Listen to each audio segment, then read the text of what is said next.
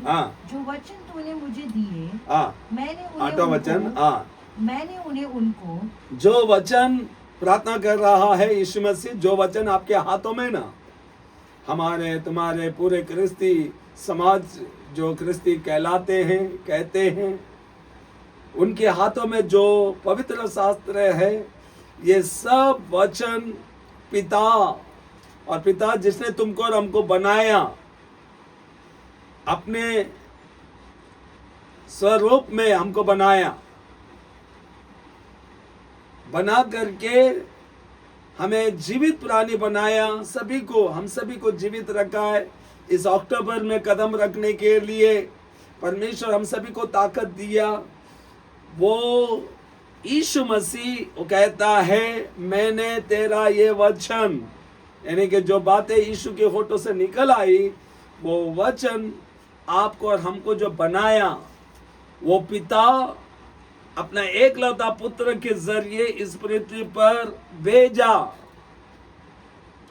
और ये सिर्फ 12 शिष्यों के लिए है ऐसा ना सोचे, क्योंकि वहां पर हम देखते हैं 20वां वचन उधर लिखता है। 20वां वचन को देखो क्या लिखता है। केवल इन्हीं के लिए विनती नहीं करता। सुनो, 12 शिष्य के लिए ही केवल नहीं, मैं केवल इन्हीं ही के लिए विनती नहीं करता, परंतु उनके लिए भी जो इनके वचन के द्वारा, सुनिए, इनके वचन के द्वारा मुझ पर विश्वास करेंगे। परमेश्वर ये भी प्रार्थना कर रहा है, मैं केवल इन्हीं लोगों के लिए नहीं, वरन इन लोगों के जरिए जो वचन, जो लोग सुन करके विश्वास, मुझ पर विश्वास करेंगे, मैं उन लोगों के लिए भी विनती करता हूं। यानी कि ये प्रार्थना 2025 साल पहले जो प्रार्थना यीशु मसीह की है, वो प्रार्थना अगर आपके जीवन में अगर लागू होना है, आपको और हमको हमारे हाथों में जो पवित्र शास्त्र, इन वचनों को पढ़ते समय में सृष्टि करता परमेश्वर, जिसने हमारे नतनों में श्वास फूंक करके हमें समझने की बुद्धि, हर शरीर के एक एक चीज से परमेश्वर के कंट्रोल पर है, वो परमेश्वर की आवाज है। जब तुम उसकी आवाज को स्वीकारते हो, तुम उसका आदर करते हो। और यीशु की प्रार्थना जो 12 शिष्यों के लिए केवल ना था, वरन वो प्रार्थना हमारे लिए भी वो आशीष का कारण आज भी कार्य करेगा। हालेलुया। परमेश्वर यीशु मसीह की प्रार्थना कोई इंसान का नहीं, यीशु मसीह जिसने तुमको और हमको धर्मी ठहराया, हमारे लिए लहू बहा करके, हमारे लिए पहला पत्र 2 उसने हमारे लिए आदर्श छोड़ गया। और यीशु मसीह कहता है मैं केवल मेरे सामने जितने खड़े, मैं इन्हीं लोगों के लिए नहीं, वरन उन लोगों के लिए भी। वो उन लोगों के लिए भी मतलब क्या है? 8वां वचन बोलता है मैंने तेरा ये वचन, 8वां वचन क्या बोलता था? क्योंकि जो वचन तूने मुझे दिया, मैंने उनको पहुंचा दिया। वो पहुंचाने पर उन्होंने क्या किया? और उन्होंने उनको ग्रहण किया। और यह प्रार्थना देखो किसके लिए लागू होता है? जब तुम परमेश्वर के वचनों को ग्रहण करते हैं, ये वचनों को जब पढ़ते हैं, ग्रहण करते हैं, आप बोलो प्रभु मैं इन वचनों को ग्रहण करता हूं, ये वचन मेरे जीवन में मैं अप्लाई करना चाहता हूं, ताकि प्रभु मैं फल ला सकूं। आप क्या करते हो? जो यीशु मसीह जो 6 लोगों के लिए प्रार्थना किया, 6 लोगों के लिए क्या प्रार्थना किया? जैसा मैं इस संसार का नहीं, वैसे वे भी इस संसार का नहीं। मैं केवल इन्हीं लोगों के लिए नहीं, वरन इन लोगों के जरिए जो लोग वचनों को सुनेंगे, मानेंगे और मुझ पर विश्वास करेंगे, मैं उन लोगों के लिए भी प्रार्थना करता हूं कि इन्हें तो हर प्रकार के बुराई से बचा कर रख। ये परमेश्वर हमारे जीवन में अप्लाई करता है। हर बुराई कितना भी होने दो, कोई भी बुरा संकट आपके जीवन में आता भी रहेगा, वो आपके निकट नहीं आएगा। क्यों नहीं आएगा? क्योंकि परमेश्वर यीशु मसीह आपके लिए प्रार्थना किया, हमारे लिए प्रार्थना किया है। वो केवल 12 शिष्यों के लिए नहीं, या वहां पर खड़े हुए उन लोगों के लिए नहीं था, वरन हम सभी के लिए प्रार्थना किया। और प्रार्थना कैसा मालूम पड़ता है? क्योंकि वो कहता है मैं इन लोगों के लिए नहीं, केवल इन्हीं लोगों के लिए नहीं, वरन उन लोगों के लिए भी जो लोग इनके जरिए जो वचनों को सुन करके मुझे विश्वास करें। मैं उन लोगों के लिए भी प्रार्थना करता हूँ। हालेलुया।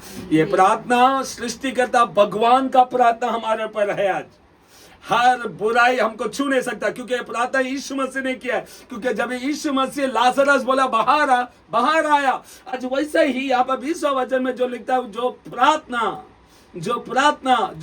यीशु मसीह उन दिनों में किया, वो प्रार्थना आज हमारे लिए आशीष का कारण हो सकता है, और हमारे ऊपर वो हमें सुरक्षा ला सकते, क्योंकि ये कोई इंसान का प्रार्थना नहीं था। भगवान यीशु मसीह जिसने हमारे खातिर लहू बहाया, उसने हमारे लिए प्रार्थना किया है। वो हमको हर बुराई से बचा करके रखेगा, और जो दौड़ हमारे आगे रखा है, प्रतिदिन हम ये वचनों को सुन करके जो उलझाने वाली पाप, रोकने वाली वस्तु हमारे अंदर से निकाल फेंको, जो दौड़ को दौड़ने से रोकती है। और यीशु मसीह की प्रार्थना हम सभी के लिए आने वाला हर एक कल में वो आशीष हमारे जीवन में लाएगा।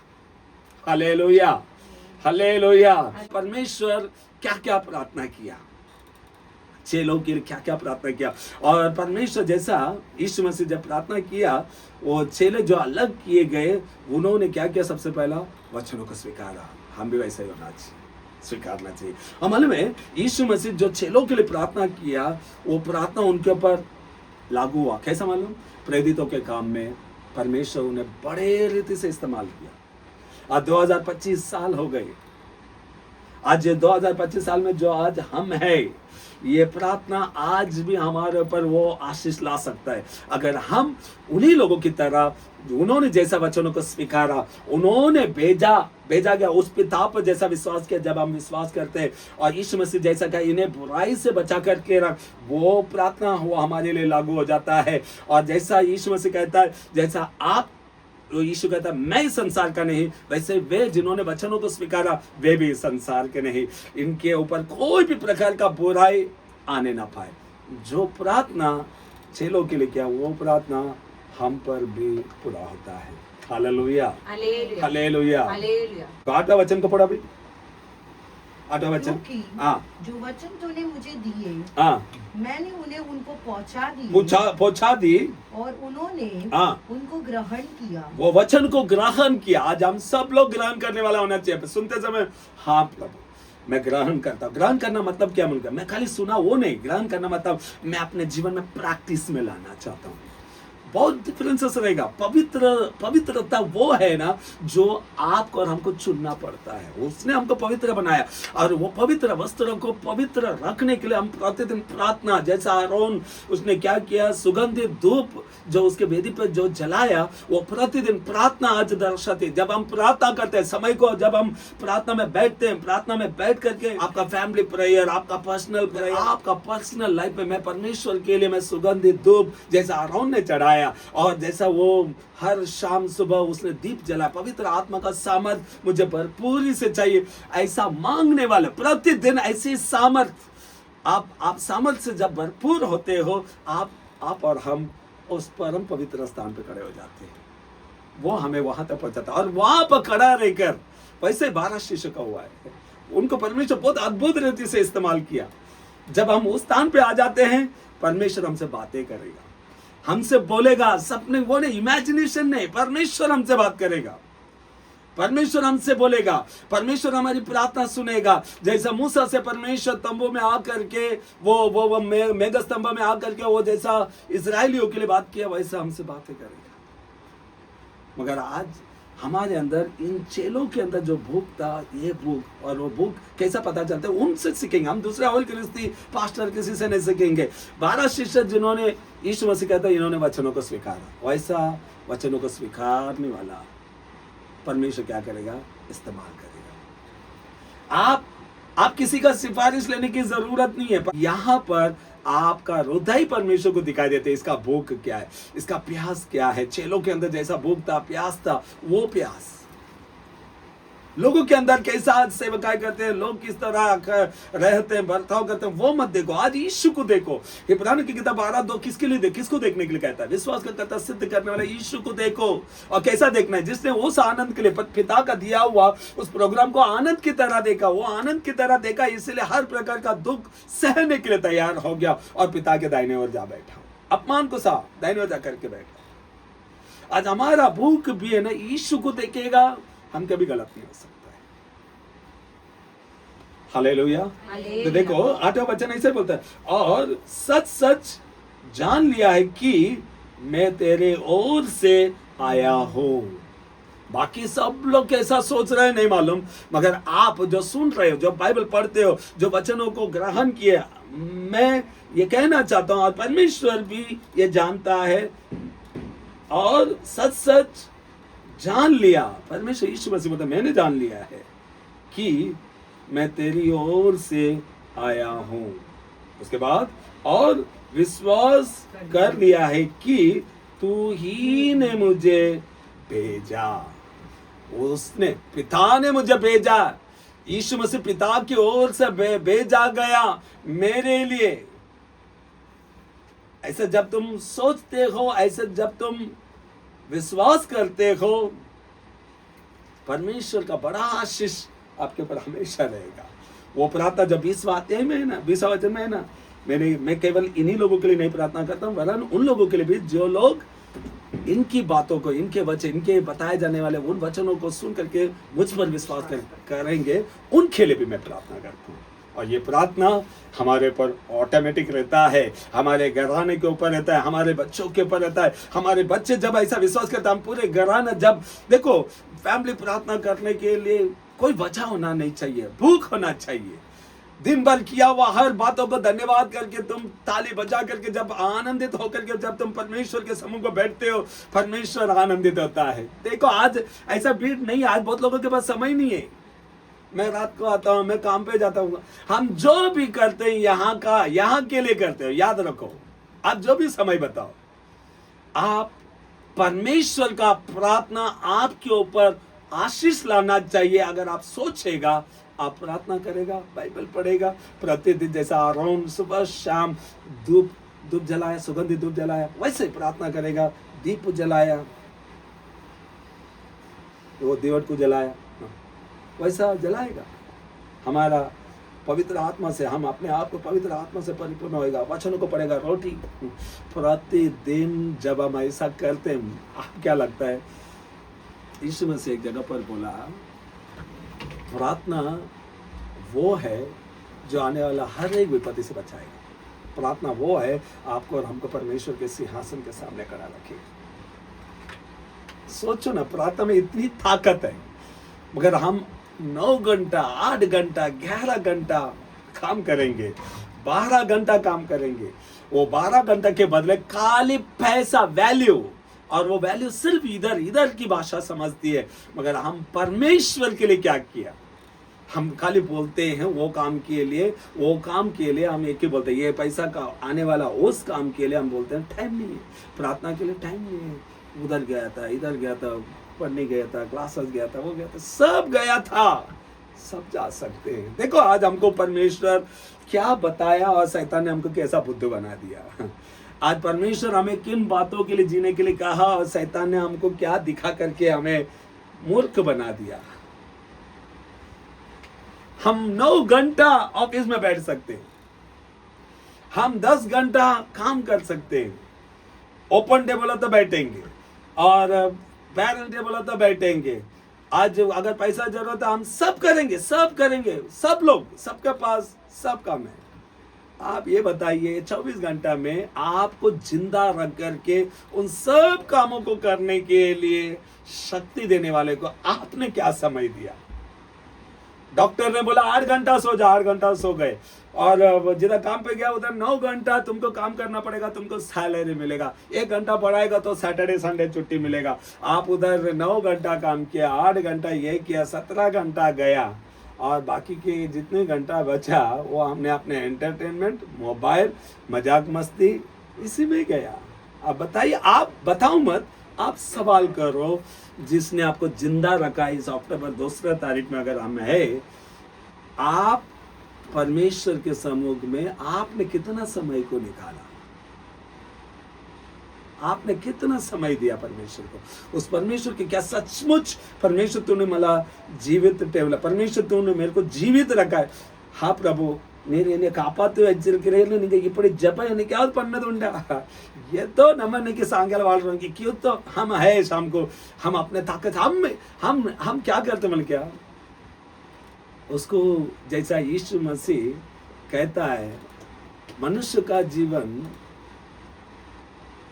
उसके पास जो धन है उससे नहीं टिकता। लूका की किताब निकालो 12 अध्याय में निकालो, लूका की किताब 12 अध्याय। अभी देखो 15 वचन क्या बोलता है, देखो 15 वचन। और उसने उनसे कहा चौकस रहो और हर प्रकार के लोभ से। हमने समय किन बातों के लिए बिताया, देखो हर प्रकार के लोभ से अपने आप को बचाए रखो, क्योंकि किसी का जीवन उसकी संपत्ति की बहुतायत से नहीं, उसका सैलरी के बहुतायत से नहीं होता। Salary increment, basic salary increase होना चाहिए।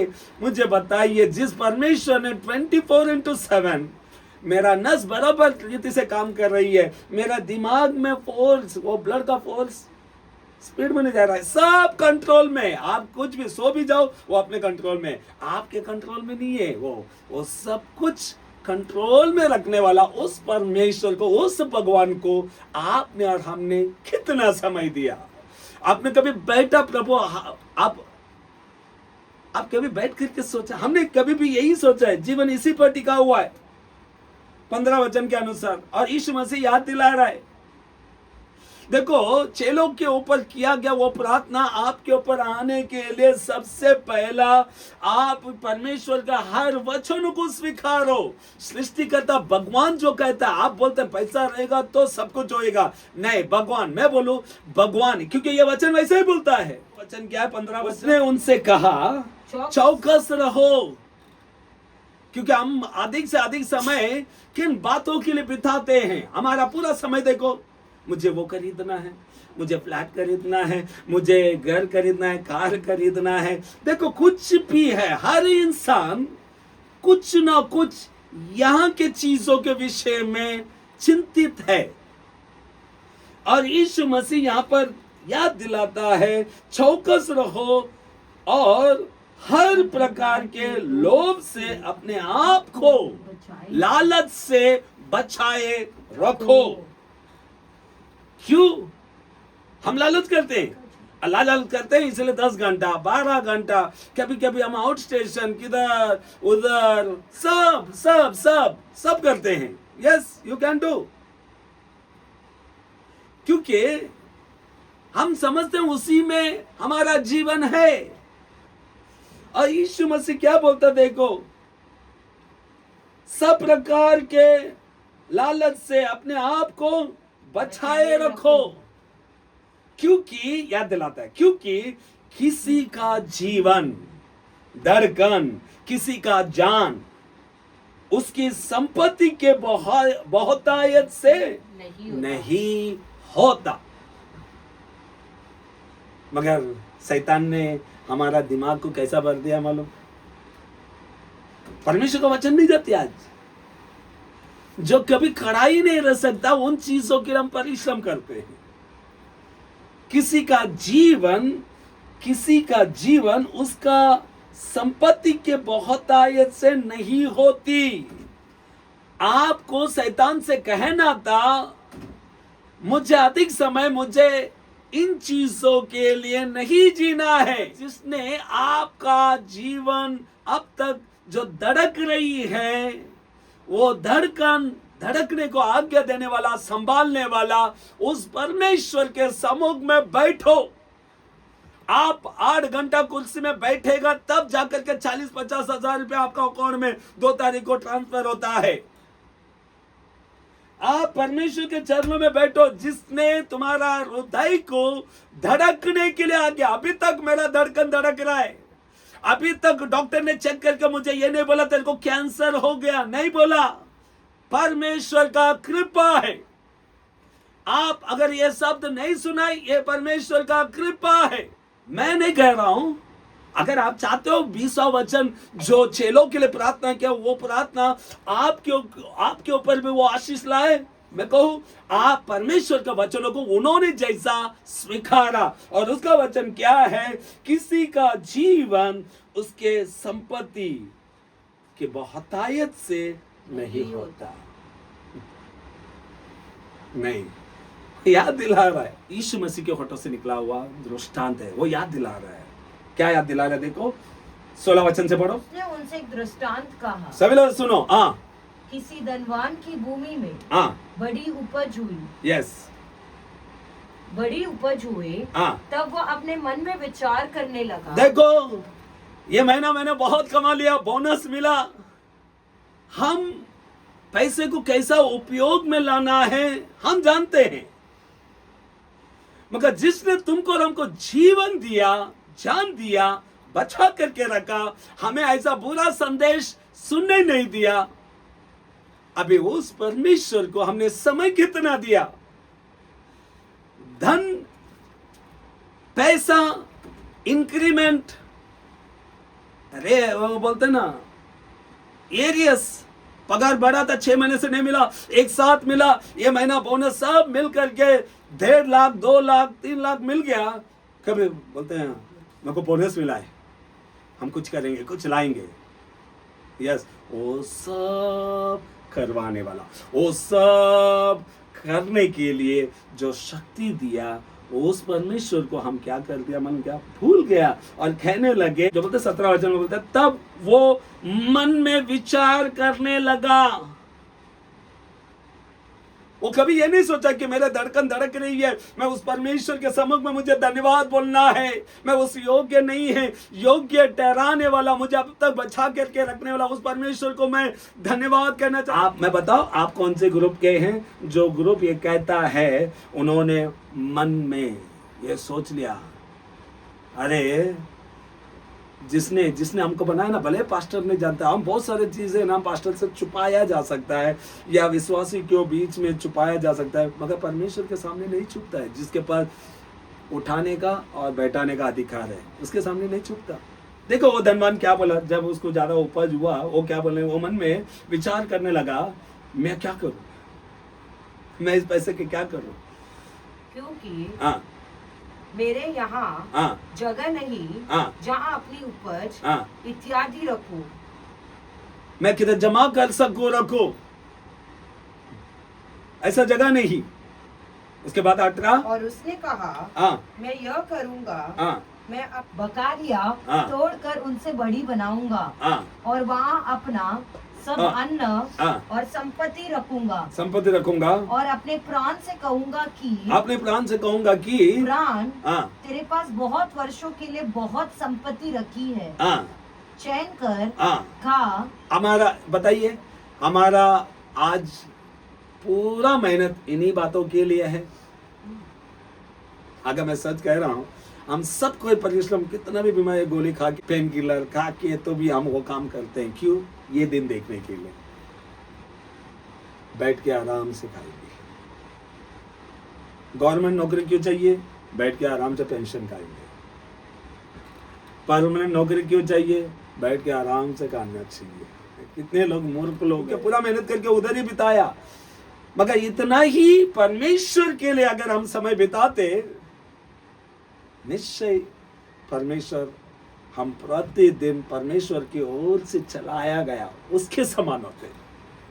आज हमारा स्टोरी ऐसा ही है, बहुतों का स्टोरी कैसा है मालूम क्या? वो बोलता है 19 में जैसा बोलता है, और अपने प्राण से कहूंगा कि प्राण, तेरे पास बहुत वर्ष के लिए बहुत संपत्ति रखी है, चैन कर खा। उसके बाद मजा आ रहा, अच्छा अच्छा ड्रिंक लाके पी, अच्छा अच्छा सॉफ्ट ड्रिंक, कौन सा ड्रिंक बनता, जो मिलता पी, और सुख से रहे। 20 वचन क्या बोला? परंतु परमेश्वर ने उनसे कहा, हे मूर्ख, इसी रात तेरा प्राण, क्या बोलते, तुम जिस दिन ऐसा डिपेंड करेगा, उसमें मेरा भविष्य है, ये मेरा फ्यूचर है। परमेश्वर याद दिलाता है। अभी भगवान जिस परमेश्वर को देख करके हम बोलते हैं वो प्रेम है, वो दयालु है, वो परमेश्वर देखो क्या बोल रहा है, हे प्राण, हे मूर्ख, इसी रात तेरे प्राण तुझसे ले लिया जाएगा। हाँ, ले लिया जाएगा। तब जो कुछ तूने इकट्ठा किया है, यानी कि वो किसके हाथों में प्राण?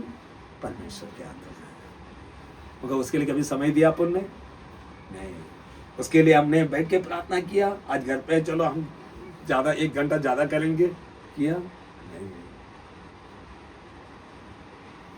हम कितना मूर्ख हो गए। बाकी का दिन 8 घंटा 9 घंटा ऑफिस में पूरा दबा के काम ले लेगा, मगर परमेश्वर को क्या दिया?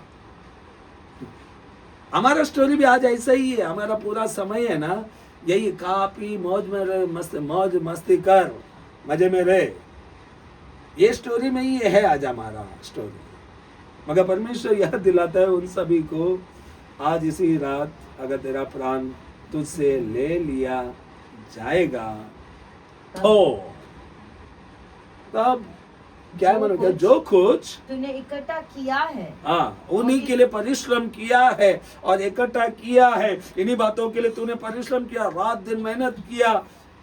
परमेश्वर पूछता है, इकट्ठा किया है वो किसका होगा? अभी आपके पास जवाब रहेगा, मेरा बच्चों का होगा। आपने काले श्राप को जमा किया, काले श्राप को जमा किया, क्योंकि इधर श्राप मृत्यु लाएगा बोलता। जो चीज को आप बोलेगा कि ये मेरा भविष्य है, वो मृत्यु ला रहा है। और पूछ रहा है, तब जो कुछ तूने इकट्ठा किया, इसी के लिए परिश्रम किया, रात दिन मेहनत किया, उसी में समय बिताया, वो किसका होगा? उसके बाद लिखता है 21 पढ़ो। ऐसा ही वो मनुष्य भी है, हाँ, जो अपने लिए धन बटोरता है। अपने लिए ऐसा ही है वो मनुष्य जिसने अपने लिए धन बटोरता है, परंतु परमेश्वर की दृष्टि में धनी नहीं। आमीन।